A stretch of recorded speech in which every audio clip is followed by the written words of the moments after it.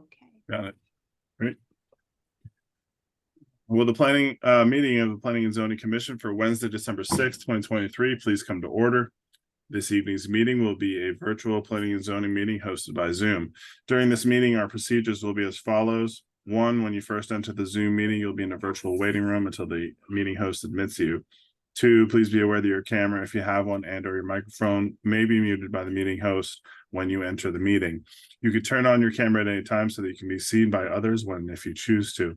In order to run an efficient and orderly meeting in this virtual environment, unless stated otherwise by the meeting chairman during the meeting host may keep everyone other than the commission members muted. You will still be able to hear everything said by the commission members, even if you are muted and or your camera is not on.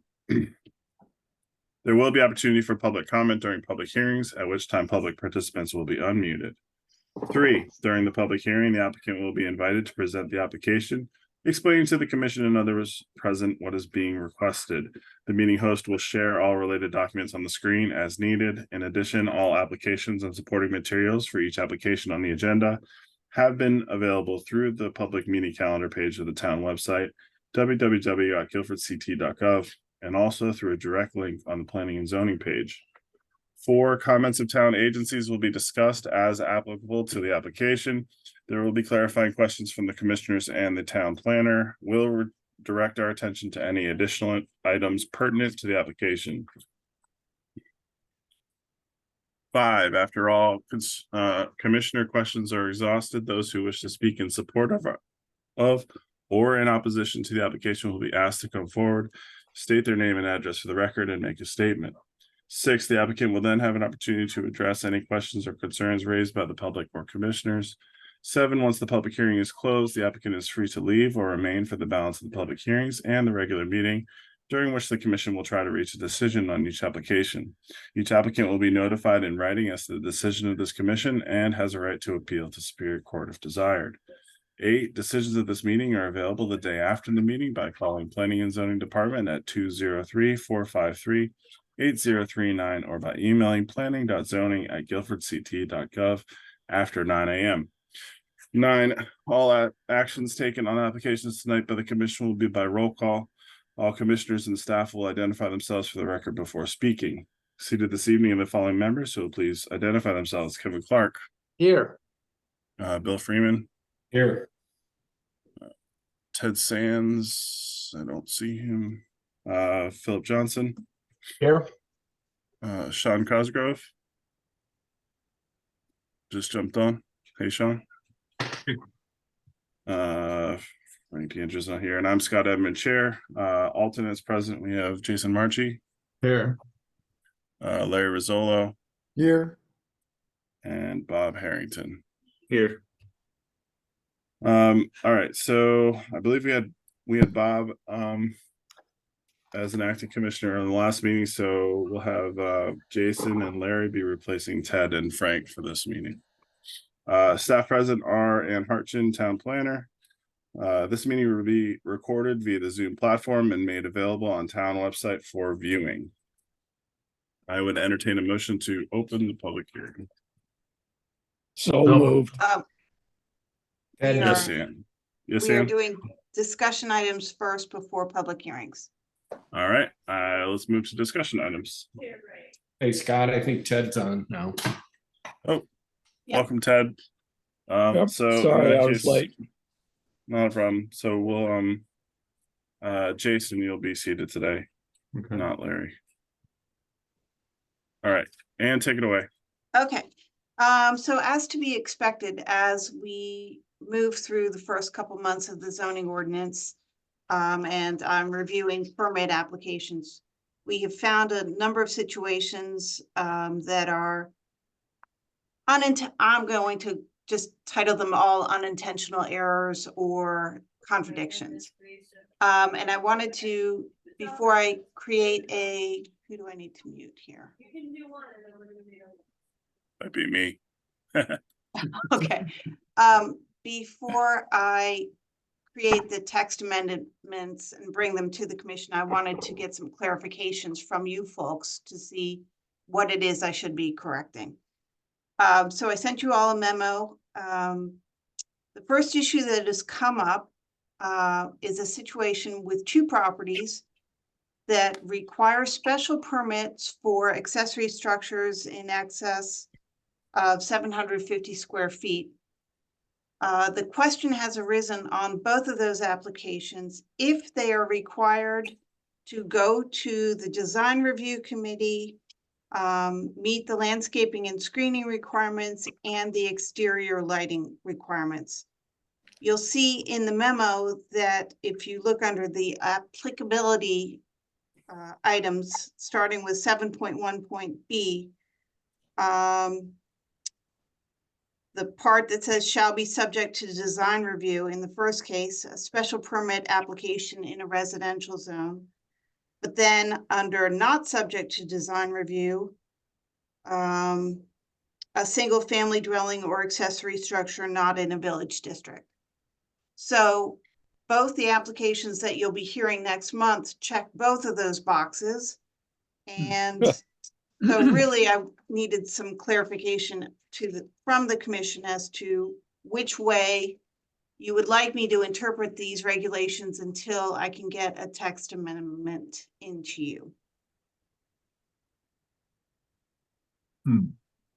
Yeah, I think historically, the design review kicked off under within a certain district, right? I mean, you guys can back me up if I'm remembering that incorrectly, but that was my understanding of when it was time to send it to design review or not, or was it all special permits, or do you remember traditionally what we did?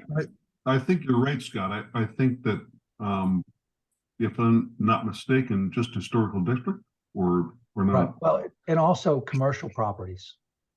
Right, so business districts makes Okay. sense for sure. But I don't remember us sending residential that weren't within historical or the village district, for instance. You know, I don't remember sending a residential application from, say, R8 residential to design review. I don't recall that at all.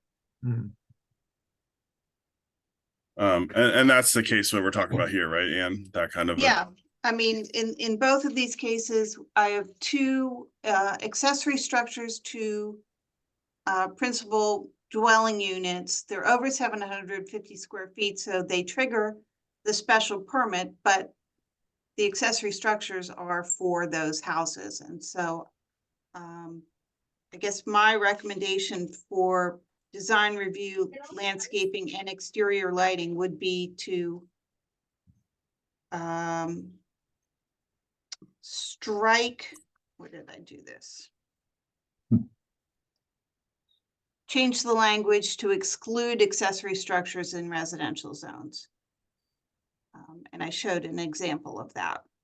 So the only other Go ahead. question I had, Anne, would be, should we have language in there where we can choose to send it to design review if for some strange reason we felt like we needed to?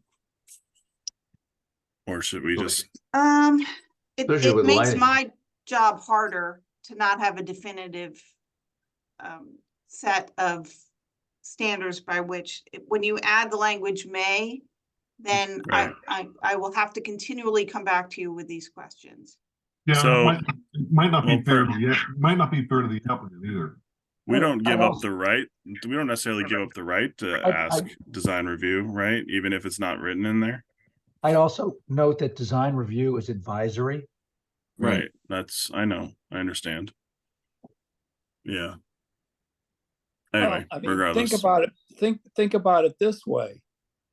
If they were building a house on a lot in that area, would they have to go to design review? No. So No, why would we force them to go to design review for an accessory building? Yeah, agreed. Fair. Good point, good point. Okay. Points for Ted. Yeah, so go ahead. Sorry, And procedurally, how are we handling this? Well, so I sent you a bunch of different motions that you could make if you want. So we just make the motion and then vote on it, Yep. basically. Do you want to do each one individually or do we Yeah, want to let's do? do that. Let's do them individually so that we keep all of this like. So Okay. it would be A then for the first Yeah, one. does somebody want to make a motion related to design review et al? I'll make a I- motion. Sure, thanks, Bill. Second.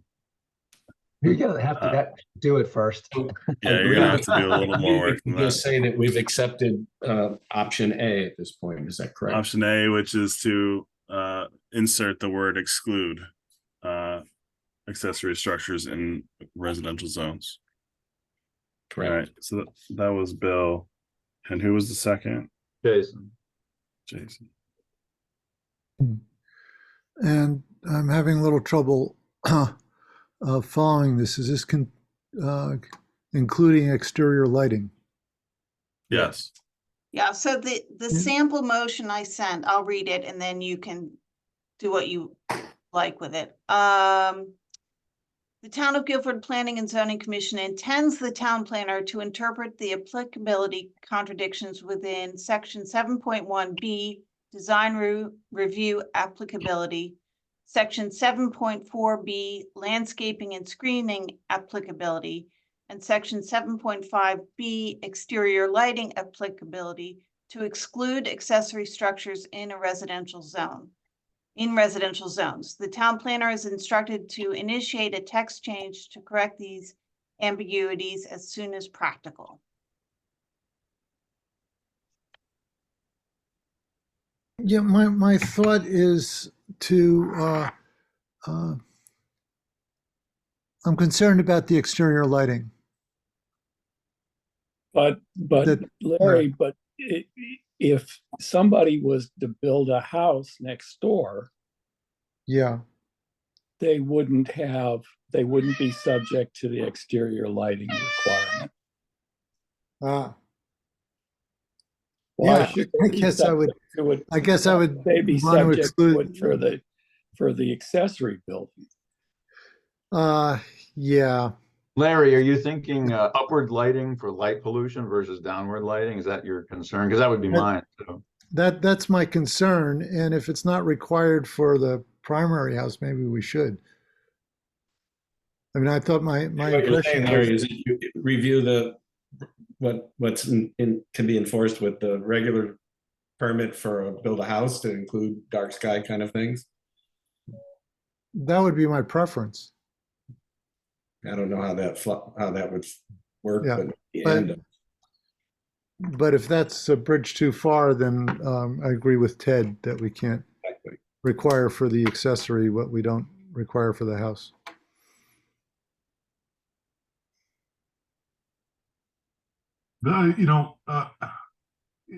Less regulation is less, is for the applicant and the town.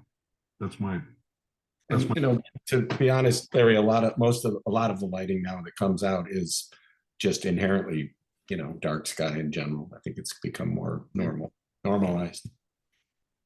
Okay, Certainly, it's still, if there's a special permit, Larry, then that's definitely something that we consider as part of special permits. Good point. I think the point of this is to talk, we're just talking about accessory structures. okay. If it's a special permit for an accessory structure, then it's already something we're going to talk about anyway. As is the two that are coming down the road here. Right. Okay. Okay. Any other discussion for this motion that we have from Bill? Seconded from Jason. Seeing none, we'll go ahead and vote. Jason Marchi, Yes. Kevin Clark, Yes. Ted Sands, Yes, Bill Freeman, Yes. Philip Johnson, Yes, Sean Cosgrove, yes. and I will also vote yes. All right, the second one, Ann, do you want to tee that for Yep. us? Okay, so the second one has everybody in town a Twitter, including most real estate agents. Section 3.9A regulates the rental status of apartments within or attached to a single family home. as well as the principal residence. Neither may be rented or used for short-term rentals or vacation stays. This is the only instance in the regulations where short-term rentals or vacation stays are regulated. And I have no clue what, if this was intentional or not. I'm just saying I've gotten a lot of pushback about this and people telling me it was not intended. So that's why I bring the question up.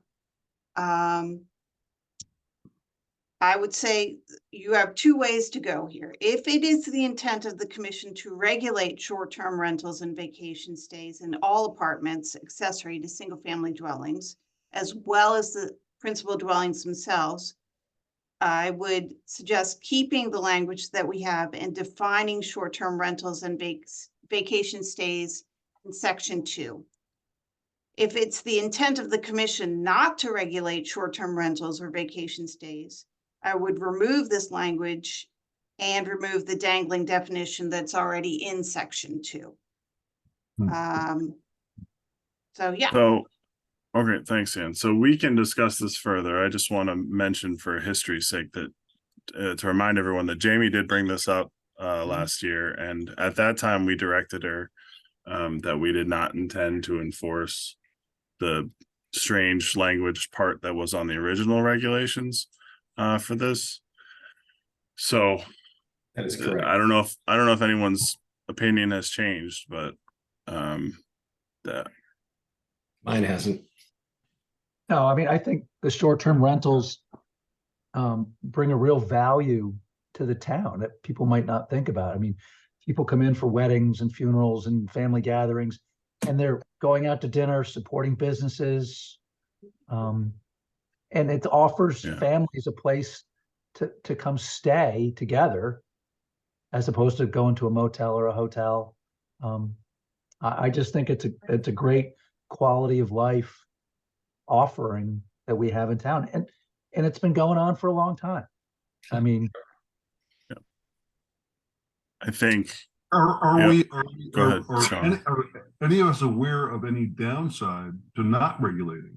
I mean, well, so we did have one issue. I agree with Phil's points. I'm just saying, are there any downside?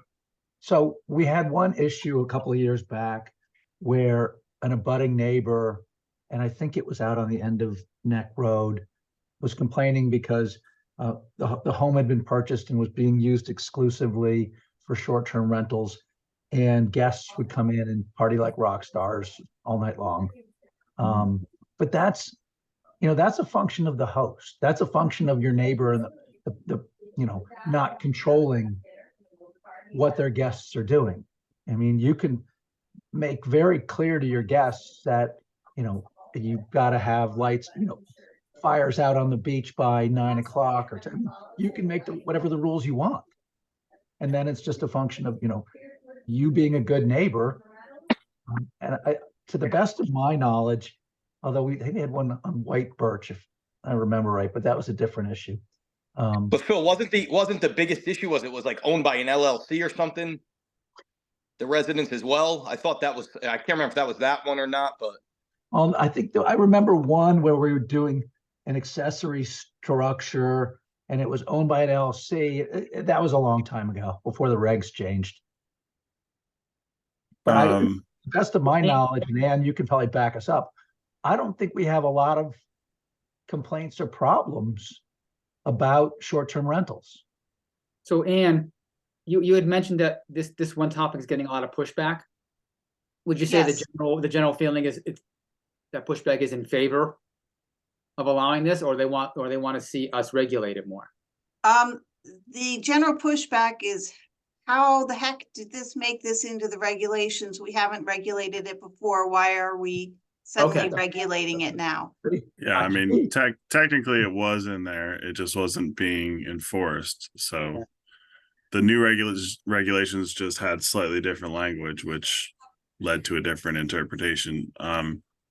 Yeah, I think as far as like noise complaints and that sort of thing, we've talked about that before, like with relation to the fairgrounds, where it's hard for the planning and zoning to regulate things like that. We usually have to fall more on town ordinances when it comes to like, hours of noise and that sort of thing, unfortunately. I know that puts a burden on the neighbors. But it's hard for us as a regulation body to regulate that. Yeah, I would think so. And by the way, that could happen with the homeowner. Exactly. Right, So, True. right. And where did Airbnbs fall into this mix? Well, that's what Those- we're they're talking considered- about. They're Yeah. considered short term. They're Mhm. considered short term. And there are also plenty of Okay. houses along the shore that do rent for the months of July, August, and June. to- Right. So that's For- true. That's a forever. very good. If we were to start regulating it, then we have to talk about, okay, so what's considered a short term rental then? Yeah. What length of time? And that gets into a whole bunch of weeds as well. Right. And what's an academic rental? Right. Yeah, absolutely. Exactly. That's a hornet's nest. So And I practically speaking, who has the staff to Mhm. to regulate it. enforce this? Exactly. Not Right. me. Right. I would suggest that until we have a problem, that we don't have a problem. Right. As Sean Right. says, if there isn't a problem, don't make one. Good point. I agree. Okay. Thank you, Bill. All right. Would someone like to make a motion then related to this item? Happy. Go ahead, Phil. Town of Guilford Planning and Zoning Commission does not intend to regulate short-term rentals and vacation stays in all apartments accessory to single-family dwellings, including principal dwellings themselves. The town planner is instructed to initiate a text change, including the removal of text related to short-term rentals and vacation stays as soon as practical. Second, Second from Kevin. Thank you. Any further discussion before we go to vote? We have a motion and a second for approval of. Let's see. Since we have Frank here now, we'll start with Kevin. yes. Ted Sands, Yes. Bill Freeman, Yes. Philip Johnson, Yes, Sean Cosgrove, All right. Frank DeAndrea, Aye. and I'll also vote yes. just Thanks, as a side note, I think probably a lot of the realtor chatter on this was because you'd be stripping value from people's houses. Right. Yeah. And I think that was probably a concern.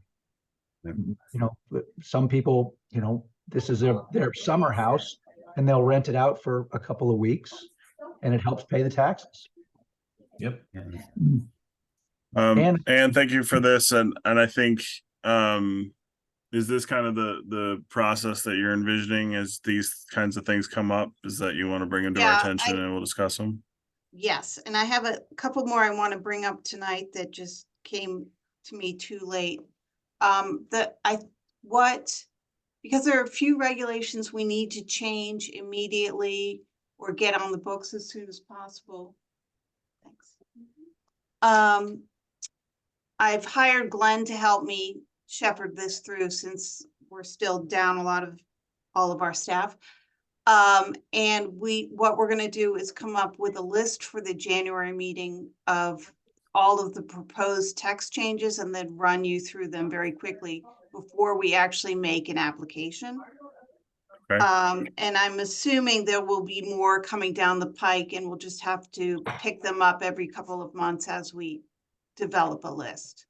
And I think that makes sense. I think that we all agreed when we did approve the regulations that we fully expected that this would going to be iterative to some extent and that we would address issues as they arose, as people became more aware of issues and new regulations that affected them directly. So that makes sense. If we made a mistake, we can correct it. Yes, exactly. I have a couple more that I'd love to run through very quickly because I know we want to get to the public hearing. So if you just give me a couple minutes. The first one is a question of interpretation that I didn't feel comfortable with. So this is the situation. The Fish and Wildlife Service would like to place a number of interpretive signs related to Faulkner Island and conservation at Jacobs Beach. In the coastal site plan criteria in section 5.7, we have an exemption for activities conducted for the specific purpose of conserving or preserving soil, vegetation, water, fish, shellfish, wildlife, and other coastal land and water resources. The question I have is, do you consider educational activities to be an activity as opposed to something like a silt fence, which is clearly an activity under this definition? So they're just talking about putting up signs informing people of endangered species or please don't enter the habitat or. Yeah, when I read that, I think of like this sign is specifically telling you to do or not do something in a certain area, not necessarily trying to educate you about conservation in general. So I the mean, that's signs just kind of- proposed are related directly to conservation at Faulkner Island. So one side is talking about Faulkner Island, the other one, I can't bring it up very quickly, is about, it's either about nesting areas or shellfish conservation or something to that effect. And they just don't want to come talk about it. I mean, Faulkner's Island is open one day a year. Yeah. It's not Do like you. People it's not go like there you- when it's not open, or I No, mean, it's they're not literally- supposed to. The Roseate, I think it's the Roseate Tern that has a nesting site there. Yeah, Um, okay. And literally there's one day a year when they're not actively there that you can go visit, but you gotta either take the Coast Guard boat out or your own boat out. But I mean, I don't think it's been a problem. I mean, No, if No, there are- the question is whether the sign itself needs coastal site plan review, because it may fall under this category or it may not. And that's really the question. Do you want to Yeah. see it before the commission sounds to or me not? like it falls under that category pretty clearly. Bill, I agree with Bill. Bill, you're saying it does? Yes. Yeah, you cut out for right in there. So- Yeah, I don't think I have an opinion. Other than that, I just don't think it's not a big deal. It's just not a big deal. I Why mean, not? some folks might think it's a big deal, but why don't you that's why don't you just put it in the marina? But I think what Ann is trying to get to the nut of it is that, you know, in this case, does it fall? This is an example she's giving for how the reading was of the regulation. Does this fall into that category? And so for the Right. future, for now, if somebody comes with a sign that says, you know, turtle nesting area, and they want to put it up through in an area that's under coastal area management, I would say that those signs fall under the category in which she read. But okay, Bill, so if anybody wants to put a sign up, absolutely. If the state wants to put a sign up, I think they should have a right to put a sign up that would potentially further protect the area that they're putting the sign up around. So, let me ask you a question. Not anybody. So, No, I don't, I think that, well, are you saying that somebody who wanted to put a sign on their property that said this area is a coastal area under, you know, a coastal area that I want, that is You know, I protected? mean, there are signs around town that says turtle crossing. I don't want to regulate that, you know, I mean. That's just, it is regulated actually. yeah, that's just crazy. That's the police department there. one of the go ahead, interesting things is, you know, if you go down toward the Guilford Yacht Club, there are a significant number of eagle nesting area signs, you know, with advisories not to enter this area and disturb the eagles. I assume, you know, the Fish and Wildlife put those up, but I don't know. I mean, You know, I think our attention should not be focused on, you know, wildlife protection signs and more on commercial signs that are up posters, signs, flags. Power washing. I mean, if we get into a case where people are asking why there's 5 different signs strewn about the beach and where did they come from, then I guess we can re-look into this, but Yeah, I agree. Okay. You know, so going back to what we just talked about with respect to, you know, rental properties, there's not a problem now. Let's not try to address a problem that has not emerged yet. Let's not manufacture a problem. Right. Okay. Understood. Perfect. Moving on. There's a very strange blip for me administratively in 9.3.f.1. Let me read it to you. And this may have been in the, I didn't check the old ordinance to see if this was in there. Give me a second.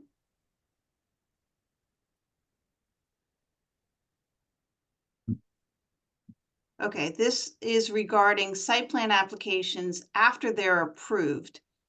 There is a requirement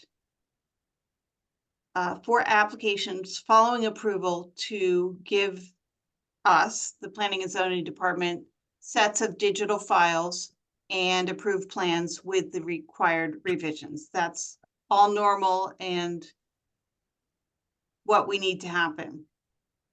But then in that same section, there is a requirement that those drawings then be stamped by this department with a signature block where the chairman of the commission can indicate the approval of the commission.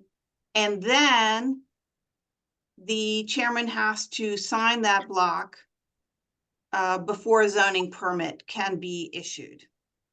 To me, that's slightly over administratively challenging, because that means every time I have a zoning permit sign off that has an approval already, I have to stop, find my signature block stamp the drawings, call Scott, say, Scott, when can you come down and sign this set of drawings? Yeah.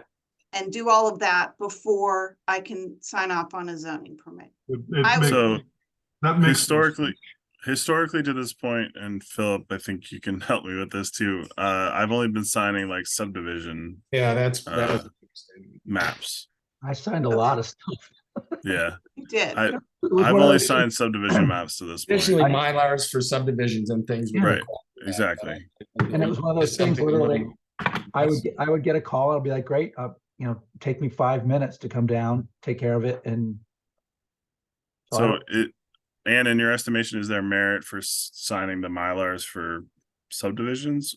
Or You know, I might argue that once the Planning and Zoning Commission has given its approval via its vote, and we have all the follow-up documentation for that, the notice of decision and, you know, plans on the land records, I don't think it's necessary. I think we're making work for ourselves, but if you guys are married, you know, if you really like that idea, we can keep it. I'm just suggesting So- it's, can I Forward. ask a question? Because this happened for a friend of mine. yeah, And this was in Killingworth, where the map for his property, the subdivision he was in, should have been signed off as conditional, and it wasn't. And it created a huge problem from the standpoint that one of the conditions of their planning and zoning was the installation of a fire protection tank.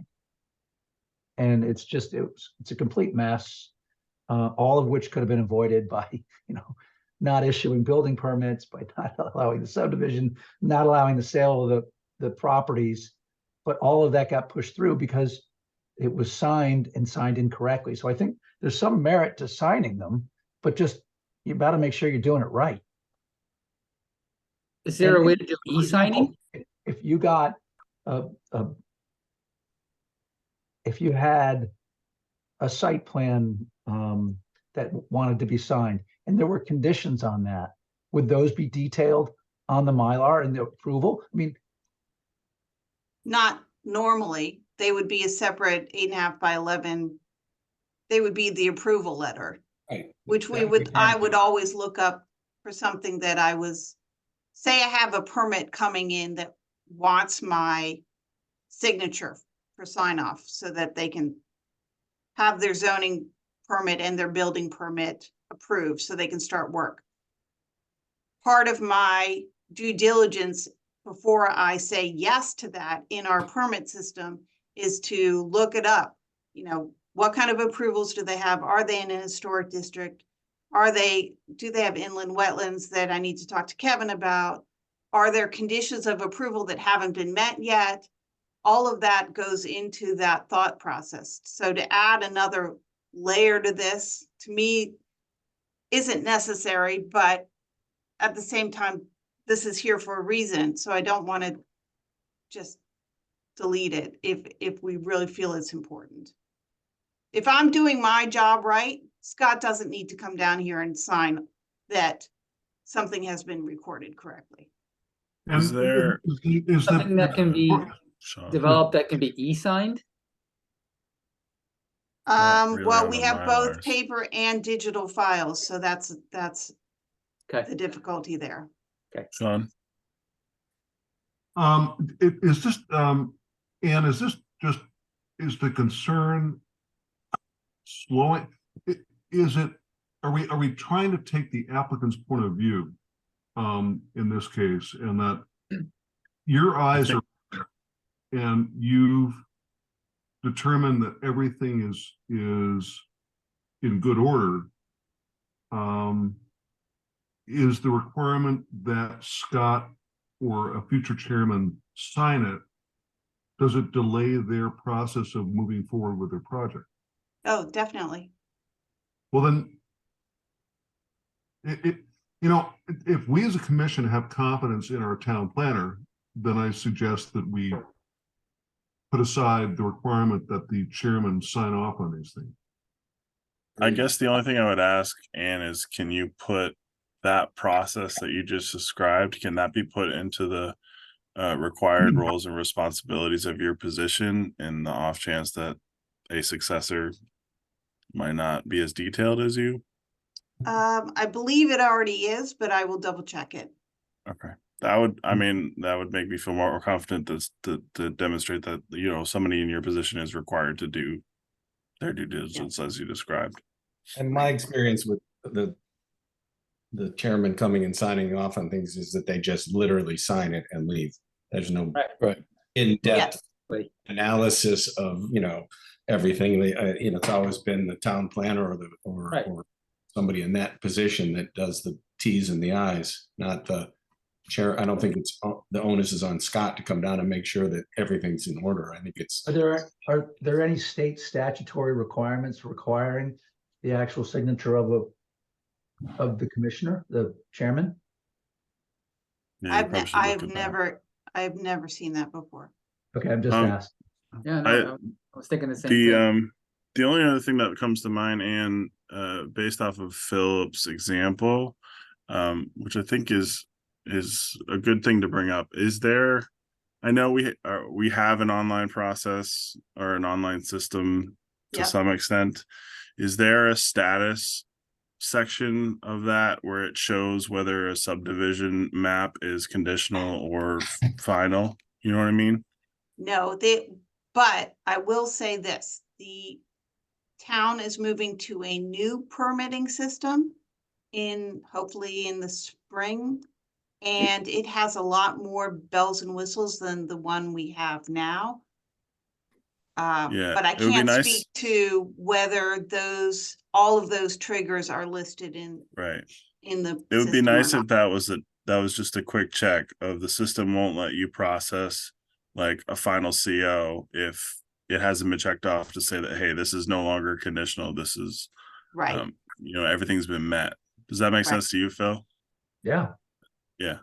I So- agree. And this new permitting system, will it, I'm assuming it is being adopted predicated on its applicant friendly nature and the fact that it can be integrated into our website. I mostly hope it's good for the office to make it faster and easier for Well, them. you sure, but yeah, I'm just. I actually can't answer any questions about it because I haven't had time to dig into it. It was Yeah. a system that was decided upon before I got here, and so I Oh, know they're rolling it out, but I don't know how good it is, and I will tell you that I'm skeptical because in New Haven, we went through like 8 different permitting systems in the 13 years I was there. Okay. So- This is cross departments too.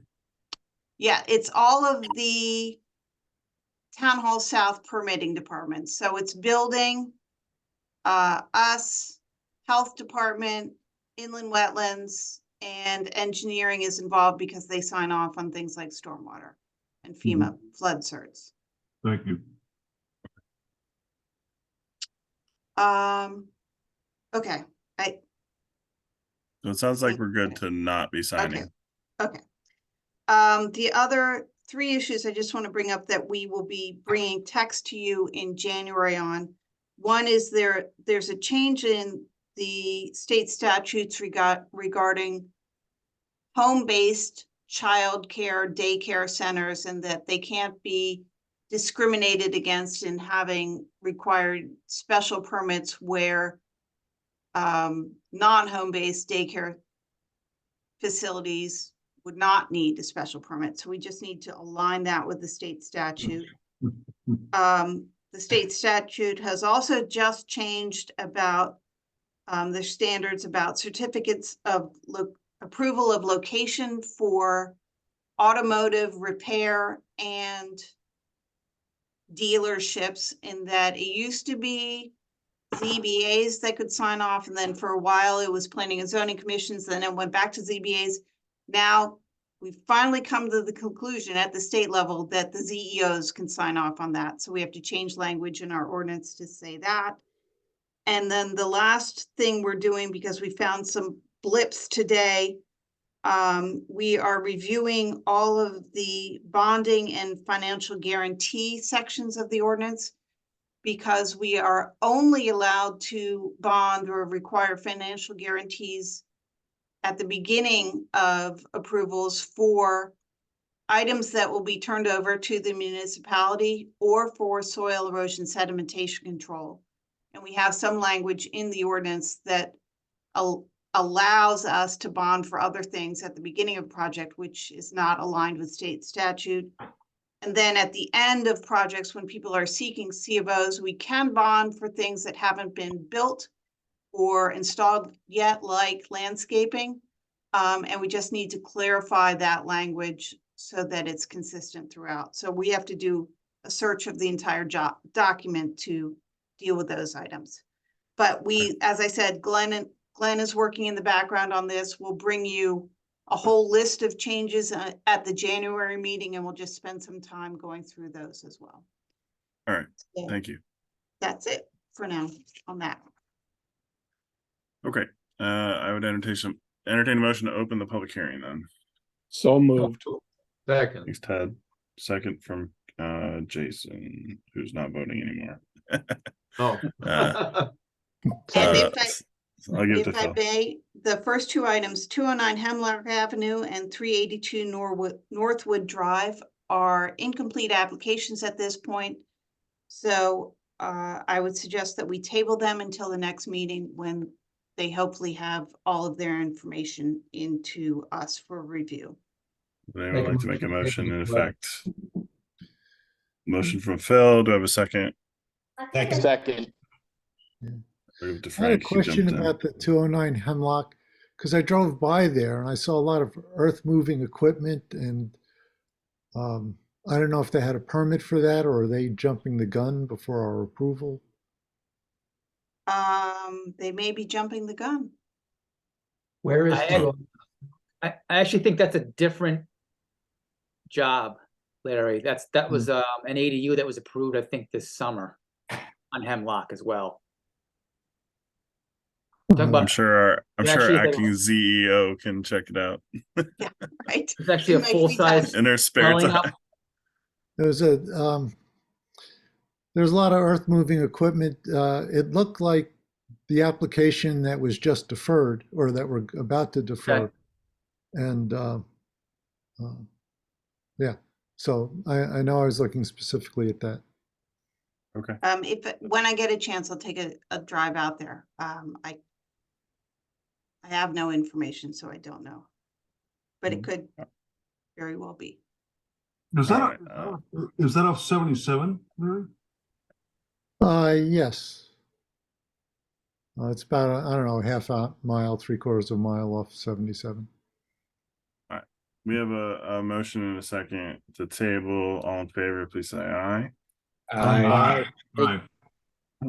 Passes unanimously.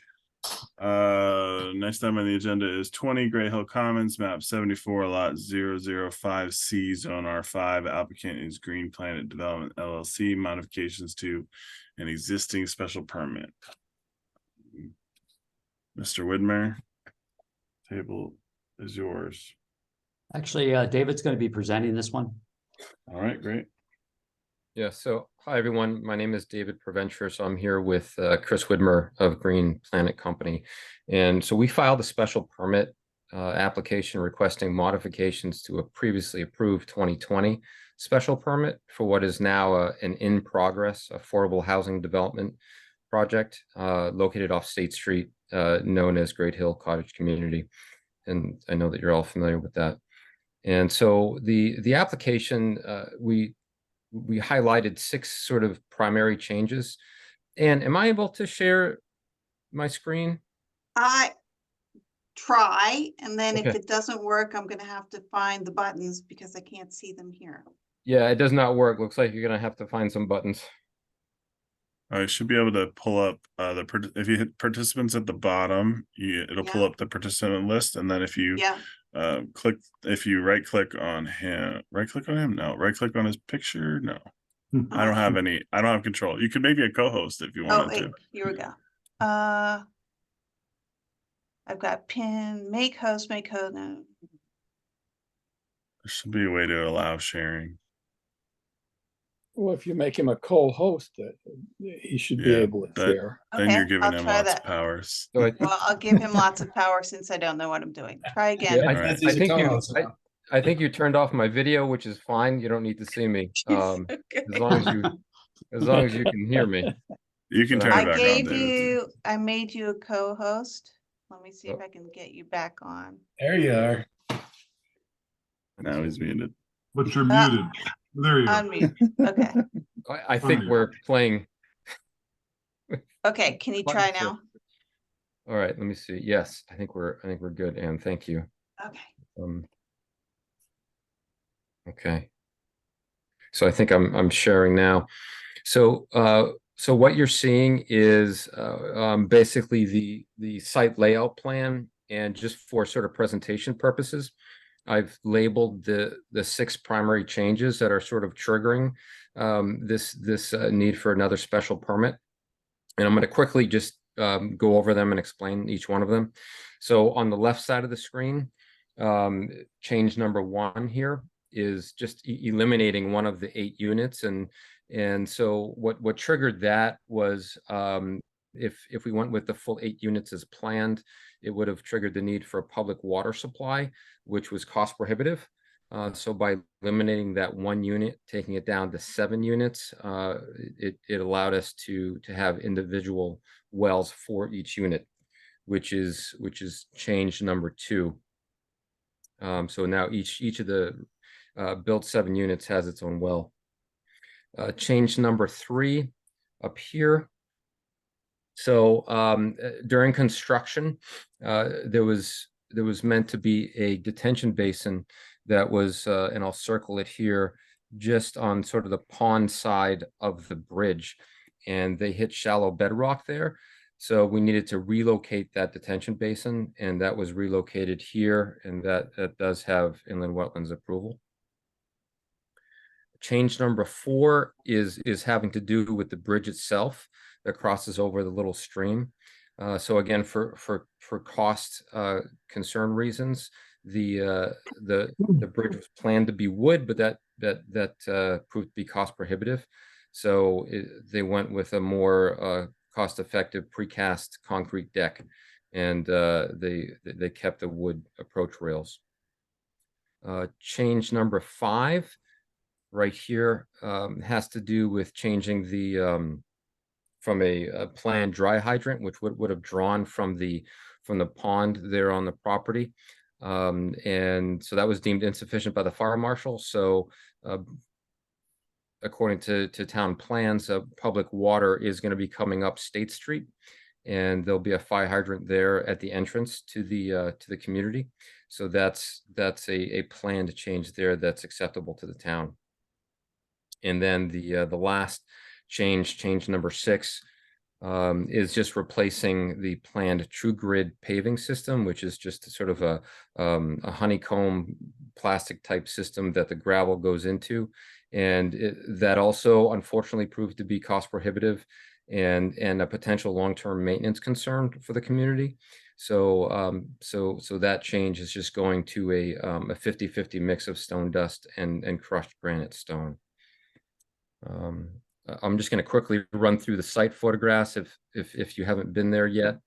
And so just to see, so this is at the top photo is at the north or sort of the end of the site where one of the units was eliminated. And then the bottom photo is just showing the individual well to what is now Unit 1. And then you'll see these subsequent photos are just where the wells are in relation to each cottage that they're serving. So Unit 2 and then Unit 3, and we're sort of heading out towards the bridge with each photo. Unit 4 there is on the other side of the driveway, extending over, as is the Unit 5 well. And same with Unit 6. And Unit 7 as well. David, when is the water supposed to be brought in? I think it was, Chris, do you remember, is that next year sometime? Spring, something like that, from my recollection? The water? Yeah, the public water on State Street. Oh, I'm not exactly sure. I know Janice has a kind of a plan for that, and I'm not sure what it is, but I would suspect it would be sometime soon. But I think that according to the fire marshal and the folks from the fire department, they just installed a hydrant on the other side of 95. And with the amount of hose they carry on their trucks, they're able to provide fire service from that particular hydrant temporarily. They'd prefer to have it closer. So that's what we're going to end up with. I guess my question goes more to, the reason for all the wells was bringing in a public water supply was cost prohibitive, but we're bringing in a public water supply. It was kind of after the fact, Philip. I think that, we had started the project with the idea that, and it's hard to say when that's going to occur, that might not occur for another year. And I think that's problematic for our purposes. Yeah. So we had to move forward with what we had on site, and there was plenty of water in these wells. The yield is amazingly high. So I don't think that's going to be an issue. But so let me just get this straight. So your original proposal is for 8 units, which was predicated on public water? No, public water was never in the mix. Okay. And the cost. But wait a minute. So, but you did not understand, or there was some miscommunication about the fact that something over 7 units would require public water. So I'm confused as to why you proposed 8 and now you're going to 7 to wells versus public water. Sure. We were under the impression our former town sanitarian who kind of directed us from the very beginning. This goes back to 2019. Was convinced that if we split the units in 2, so in other words, if we had 4 units and 4 units, each being served by a separate well, we could subvert the Department of Public Works, DPW, I guess, the state agency, their requirement for having it be a public water system. After Dennis Johnson left, the current town sanitarian, Sonia, basically said, you know, you need to apply to the state, and the state came back and said, well, you've got more than 25 people on this particular site. And so, no, that wasn't, our impression was that we could do this with no problem at all. But once we got into the idea of sharing wells, it's a lot more complicated than having separate well systems. And so we went with separate well systems. And I don't think it didn't affect too much on the site as far as the location of the wells and other things. So I think maybe we're making more of this than need be. It's a well site, so I think that's where we are. And so my final question is, the public water supply will eventually be available to this site. It might be 2024, 2025. Whatever the date is. Yeah. Do you plan, if public water supply becomes available to this site? Yeah. To envision that the wells will be shut down and then a unit 8 will be built? Oh, no. Unit 8 is off the table completely. So. Okay. All right. Yeah. Thank you. Yeah, I think I just want to throw this in here. I think Sean and Phil are both thinking that because the water from would be brought up to a fire hydrant outside that property, that then public water service would be run into the houses. That's not going to happen because there's just too much ledge. You'd have to blast everything all the way down that road. Plus you have a crossing on a bridge. Correct. Yeah, plus the bridge crossing. I had a couple questions. One was if you could bring us back to the map, David. Sure. Please. And none of these changes change anything related to the septic. Is that correct? That's correct. Mm-hmm. Can you just point out for us, just a reminder to everyone where the septic was on this approved application? So here are. Yeah. Right. Okay. So. 4. Yeah, actually, David, if you eliminate the first 2 that are closest to the property line there, because those actually went with the eighth house. These didn't get, yeah. So we start from the second one back. There are 4 leaching fields in that location. 1, 2, 3, 4. Correct. Those 4 go to those systems. Yep. And then, the remaining 3, right? We have 1. Let's see, 2, and then just below 3, and, right? And Chris, roughly how long have those septic systems been installed for? To this point? I think they were installed 2022. Okay. And then my other questions related to the road. David, you mentioned that it was going to be a maintenance issue, and that was part of the reasoning for wanting to get rid of the true grid paving, but wouldn't leaving it as, stone dust and whatnot also end up being a maintenance issue for the HOA? Yeah, it would be. It's just less maintenance. So we were thinking about plowing, and from what we've seen, this true grid can be an issue with the plow grabbing that system, and then it's got to be dug out and reset.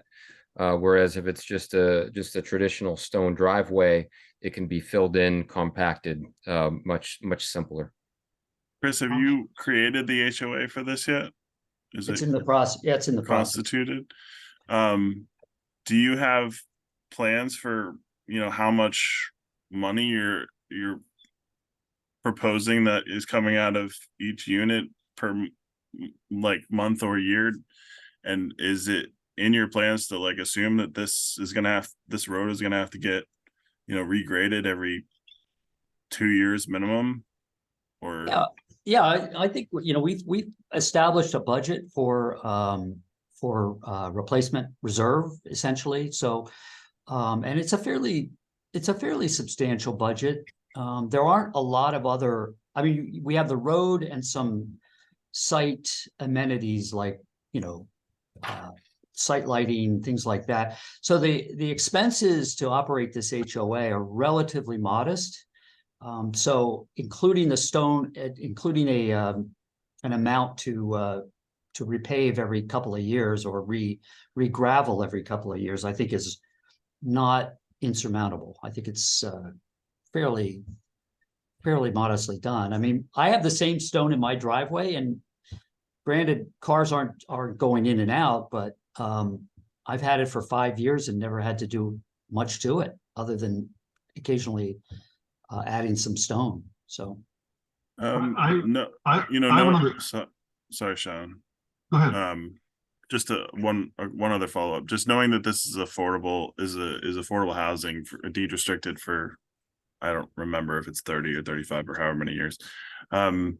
Is there any state regs related to this being affordable deed restricted that will change the HOA in terms of how much money can be HOA fees and that sort of thing? Is it affected at all? not at all. No, I mean, Okay. it's a question of operational viability. So they don't require like a certain affordability in terms of HOA fees? Well, it's baked into the overall housing expense for sure. Okay. Yeah, and so we've established that. We've worked through a lot of the numbers and gotten quotes for much of the upkeep and maintenance. So we're comfortable with the HOA fees that we've put forth. And that may need to be adjusted from time to time, but right now it feels very, very much like a solid figure. So One last thing, and then I'll get to Sean's questions or comments. Is there any, what are the chances, you've got a pretty good experience with state funding for affordability and stuff. What's the chances of state funds being out there that you could pave this road? I don't think I'd want to, even if I could. I'm opposed to having asphalt, I mean, everywhere. So now, granted that the runoff from the driveway was calculated into the overall runoff for the site. They didn't give us any consideration for gravel being able to hold any water. So they calculated it as if it was asphalt, basically. Yeah, basically impervious. And I think that there's some value to it. It's not calculated into our calculations, but I think there's some value to it. And I don't think honestly, I don't think every site, every driveway needs to be asphalt. I'm sorry, but it's just, I'm looking at them doing work across the road and they just paved it today. And it's like, oh, good, more asphalt. That's just what we're after. And not to be cynical about it, but it's just, to me, if you drive down the driveway, it's just a nice gravel driveway. And I don't think everything has to be paved. Just don't ride your bike on it. Sean, go ahead. Sorry to. Yeah, jump in so on you under there. the general heading of maintenance, and Bill Freeman will appreciate this one, the the detention basins swale. Any conditions of approval, because I don't recall, of any kind of regular inspection and maintenance of that? Yes, there is. And then that was specified in our first approved special permit application. So yes, there is. There's an annual sort of maintenance schedule that will be contained in the condominium documents. So now And the one thing will that inspection be conducted at the expense of the HOA? I would suspect it would. Yeah. I mean, it's part of the. Do you suspect, or would it be the town's responsibility? No, it's definitely, this is private property, so the town is not involved in any way, shape, or form. If you like, I can read the original condition, which says, to assure future compliance of stormwater management system in accordance with section 273-75F, a written maintenance and operation manual for all the stormwater management systems located at the subject site shall be submitted. The manual shall provide provisions for yearly inspections, maintenance of the stormwater system, and yearly reports to the town engineer. The maintenance schedule should include but not be limited to weekly, monthly, and quarterly inspections of the catch basins, the removal of accumulated material, non-native invasive species in the swale, and energy dissipators. The maintenance plan needs to provide a statement that the stormwater plan will be reviewed annually so that inspection and maintenance requirements may be modified and that any changes to the plan would require the approval of the town engineer. And I can tell you that this commission has heard that language 100 times. And we have no assurance that reports are being sent to the engineering department. We have no assurance that any inspections are taking place. We have no assurance that, you know, these systems that were installed, whether it be 10, 5, 3, 1 year ago, have been inspected once. It's one of my, it's a bugaboo for me. I just don't understand why it's boilerplate language and we have no assurance that anything is taking place to be sure that any inspections are taking place. Yeah, I mean, you're gonna have to talk to the engineering department about it. Doesn't that come from Mr. McGee? That particular Well, language? Well, no, it's engineering. Mm. That's where they're supposed to file the yearly reports. I always recall that his memos, I always say weekly, monthly, quarterly. Yeah, it's a throwaway. Chris, I'm not trying to, you know, gang up on you guys. I'm just, this is something that has come up again and again and again with subdivisions that require some kind of, you know, detention basins. Yeah, I think as an aside, I would suggest that I put it on the list for things to discuss and alter in the zoning ordinance going forward. Because clearly, I don't think there's a database and there's surely not enough staff to be keeping up with all No, of this. I understand that, but can you make a note to invite either Janice or a member of her staff to talk about this issue with us? Yes. Thank you. All right. Any other questions, comments about the special permit modification here from commissioners? David, if you wouldn't mind dropping viewing your screen for us so we can see everybody on the call. If I could Great. add just one thing, we did get a late letter from Maureen Belden of the Guilford Art Center, and I emailed that all to you, and I've added that to the record, but I haven't added it to the motions yet, but that will be an addition, an edit to the approval if you go forward tonight. I don't understand. What do you mean? I mean, Like a specific In thing? the letter, she's asking that we defer action until they have a chance to study this thing. Yeah, I believe Yeah, no, they're here I'm- to talk about it, so we can go over that part. Yeah, I'm just saying that I need to note it as a received piece of additional information that goes Okay. with the application. That's what you mean, that Yeah. it was received. Okay. Yeah. All right, so if we don't have any other comments or questions right now from commissioners, we'll open it up to public comment or questions. Would anyone from the public like to make a comment on this application?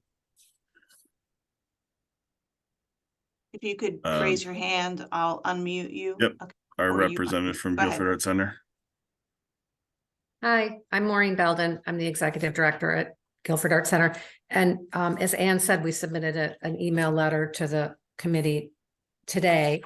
And if you've all received it, Are these comments about our prior issue or I'm confused?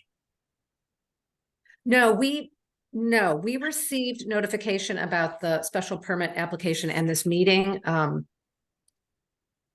It was mailed on November 21st, but we received it on November 30th. So we were looking at it and realized that we have some concerns about the water mitigation. And that's why we wanted to put in this letter requesting that it be tabled. I'm happy, if you want me to read it, I can read it. I'm sure you can all read it No, yourselves. but whatever you- this is regarding Great Hill. Yes, Okay, thank you. yes. Like Ann mentioned, it got sent to all of us, so we No, uh fine. read through your letter. Okay. So I mean, if, as you saw in the presentation, so this was an application that got approved in early 2020, Ann, is that correct? Yes, yes. And the only thing, like, I understand that this is just coming to you now, and that for some reason there wasn't an awareness about it in 2020. I mean, you should have been noticed in 2020 as well and been part of that process. I can't speak to it because I wasn't part of that application. But yeah, the only thing I'll say is that the concerns that you stated in your letter, which are valid, are, concerns are not being touched on this modification to the special permit. I mean, The changes that are proposed aren't going to alter the stormwater runoff. Correct. Right. that's what well, they're not going to alter anything differently than what the original 2020 approval already being installed would alter. You know what I mean? Well, not being installed has been installed. Yeah, it's all been installed already Right. based off of that 2020 application. The- So Has Chris put the retention basin over where it's shown now versus where he hit ledge? Has it been built already? well, sure, but that's on the other side of the hill from No, I'm the just art center. curious. I didn't know where he was with respect to, what work is completed, but if it's in Right. place, it's obviously working. So yeah, I'm not sure if there's much to be done, I guess, is what I'm trying to say. That the work has been completed based off of that application approval in 2020. And if I would agree with you that there would be some reason for us to tread more likely on this modification of the site permit if they were touching things that were affecting your side of the slope. But in actuality, they're actually helping you in terms of not touching anything further than what they've already done, because they deleted a unit and there is a whole length of septic that's not going in that had actually been approved on the previous application. I'm free to hear your thoughts on that, but that's kind of where we are in terms of the process. Okay. Have you experienced, so as you heard Chris mention, all the work that's been done has been in place by and large since last year, 2020. Have you experienced anything different in terms of flooding or water or anything in the last year than you had previously? It has not been a problem. And Chris, there's no further work being done on that side of the slope that would be anywhere near the art center. Is that correct? No. And in fact, we are waiting for, we had a meadow mix of grass planted in that, over the leaching fields in that whole area as shown on our landscape plan.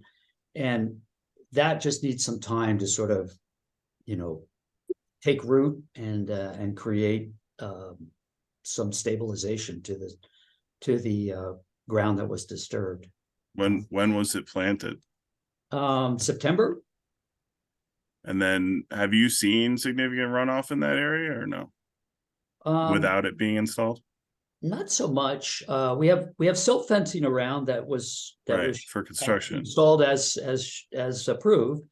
And that I went by today just to look at that and make sure that it was still intact and doing its job, and it appears to be. So I don't know. I think one thing, and I talked with Maureen earlier today, I think we're open to seeing, how this performs. I think with the silt fencing, there shouldn't be additional runoff. I don't think we should have any soil migration or anything like that. It seems to have stabilized a little bit just in the 6 months or so, or 8 months since we installed it. So, yeah, I think we didn't build this to be bad neighbors. So I think we're trying to make sure that what we do is conscientious and Yeah. I think Maureen, I'm not trying to minimize any concerns at all. It's more from a process point of view. I'm not Yeah. sure if we can table this.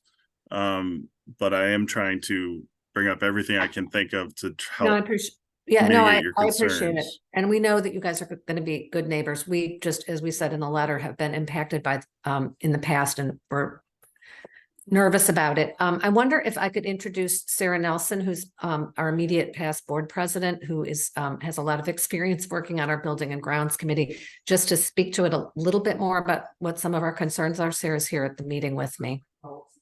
Sure, thank you. And I appreciate the point that you're making, Scott, about the process and what is this particular application, and all the thought that Chris and his team have put into it.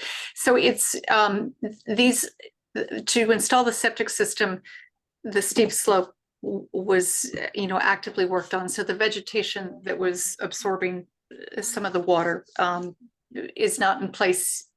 There's the grass cover. So our concern is going through this first winter before things have really established root systems, and that when we come up to February, March, and April, which is typically when we all experience in these parts higher groundwater, that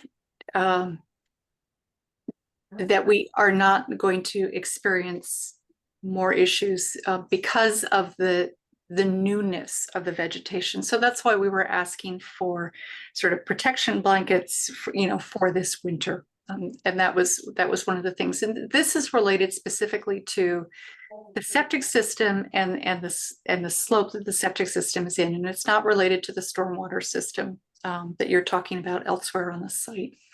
That was the concern. Chris, how long are we keeping the silt fencing and runoff protection? Until such time as we're confident that what we're proposing and what our landscape architect proposed is doing its job. Has taken root and is doing what it's supposed to.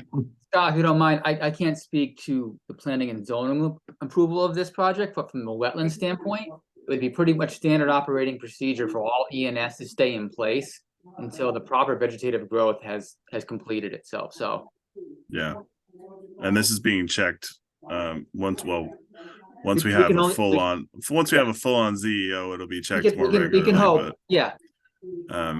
Yeah. I'm sure Chris will be a good steward for us here on making sure that it takes root how it's supposed to. And certainly if that's not the case, Sarah and Maureen, again, our town planner is a call away, not to put too much work on her side, but certainly check in with the office if you're seeing something that you're worried about. Does that help you guys? Yes, I think so. I appreciated talking with Mr. Widmer today as well. Oh, okay, great. Sarah, did you have anything else? No. Thank you. Thank you. Thanks. Anyone else from the public that would want to speak either for or against this modification to a special permit? We've got a handful of people that don't have their videos on, so I can't see if you're waving at me, but it looks like that's going to be about it. Any follow-up from Chris or from David on what we've discussed? No. All right. On anything last from commissioners that came up while you were? All right. In that case, would anyone like to make a motion to close the public hearing on this item? So moved. Second. So we got Bill and a second from Frank. Anyone, any discussion points for anyone? We have a motion, we have a second. So a vote for approval, we'll start with Kevin, Yes. Ted Sands, Yes. Bill Freeman, Yes. Bill Johnson, Yes. Sean Cosgrove. Sean might have run away, so I'll be an Say abstention. nothing, say nothing if you approve, Sean. Frank DeAndrea, Yes.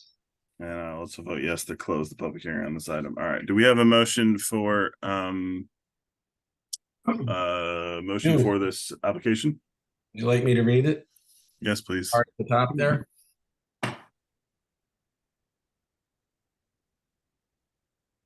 Go for it. Well, yeah, I mean, you don't have to actually read through all the application materials. I'm You can just gonna say read the these front. application materials. The Town of Guilford Planning and Zoning Commission approves the modification of the special permit at 20 Great Hill Commons with the conditions as noted in this motion.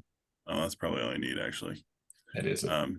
Because all commissioners have read through this motion. And is there anyone that has any issues with the motion, the conditions on the motion? No. All right, do we have a second for the motion? Second.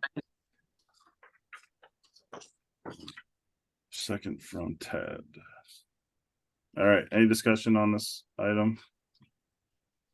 Yeah, I mean, I don't know, I'm torn about the surface of the surface of the driveway. I'm slightly torn of. I grew up in Maine, so I'm fully aware of lots and lots of dirt driveways with lots of houses on them and what happens in the winter and whatnot. So I will continue to, remind Chris to make sure that that is the maintenance, the regular maintenance of that road really needs to be baked into the homeowners association, because that's something they're definitely going to have to deal with going forward.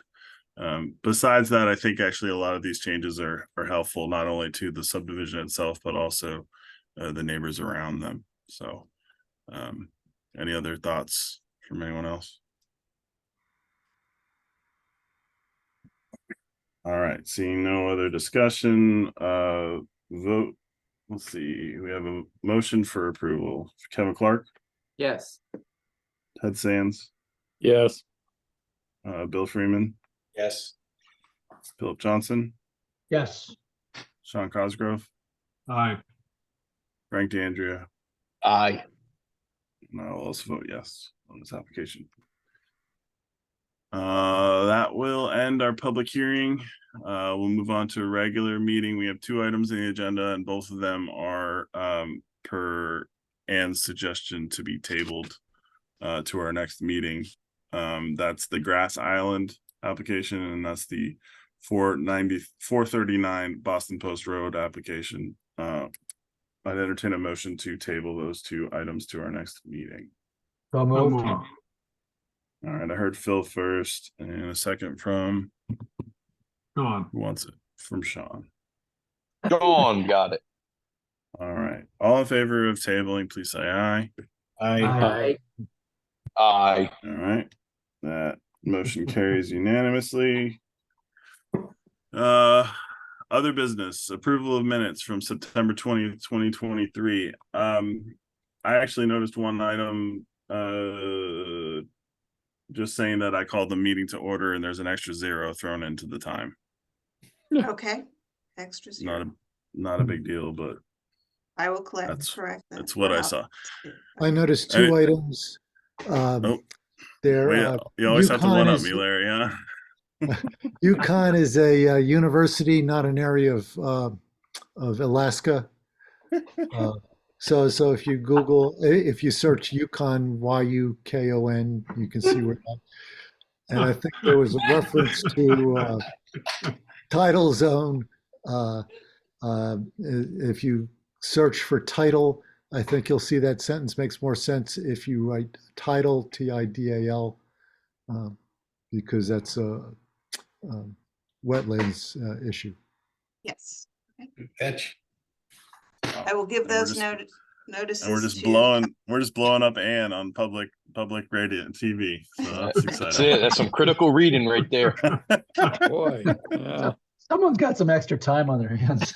All right.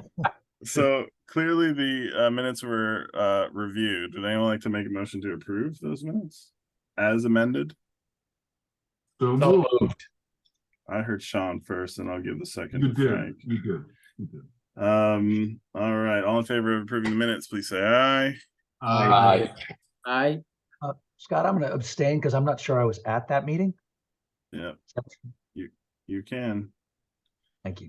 We got an abstention from In Philip. my, just a comment, in the training that I took on the 28th at the Yukon Agricultural Center, whatever it was, I had a specific discussion with the lawyer who said abstentions are not a good thing to do. And Yeah, with I actually brought regard- that up last meeting too. Yes, And you everybody did. looked at me like I was And- crazy. And he assured me that with regard to minutes, we can regard the other people that were present and therefore should vote yes if everyone else was voting yes. Oh, you're saying that everyone else can just trust their fellow commissioners and vote That- yes, even though they weren't that- there? That was the explicit instruction of the lawyer. All right, I like it. Contradictory to me. Like, How do you feel, Phil? But Scott, Phil, I appreciate your observations, and I'm gonna be looking for zeros in the future. All right, yeah, watch out for those extra zeros, guys. They're gonna get you. All right, would you like to change your vote, Phil? Then, sure, in light of the new I'll vote to information. approve Thank if you don't mind. Okay. All right. Any other business, Ann? Yes, just a reminder for those of you who have not finished your land use training to please do so as soon as possible and send me something that says you have. And if you wouldn't mind, because I cannot find the record of the training for the year, if you have completed your land use training, can you just send me an email with the date of that training and the number of hours so that I can create my own worksheet because it's hidden somewhere in this office and I haven't found it. Yep. So, Ann, that was in an email that you actually sent out, and there's an I have not completed it, so I'm admitting that right now, but. In true fashion, I now, since we've thrown down this gauntlet with Ann and her minutes, I'm officially going to call someone delinquent if they don't make it on by the time. So watch out. You're going to get called out as delinquent on. Okay, an so official is that the only stick? Yeah, that's all we got. I know there's state regulations. I don't really know what happens. But, All right, so what is my deadline?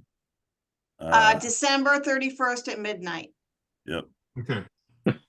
So I'll celebrate New Year's that way. Get ready to There you start the year as a delinquent, Sean.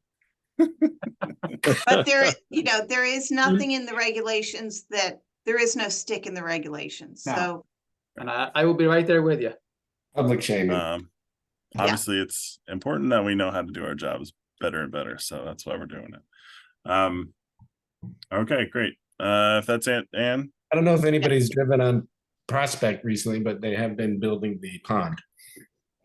Yeah, I saw that too. He started dredging the pond finally. Looks good. All right. I would entertain a motion to adjourn. So moved.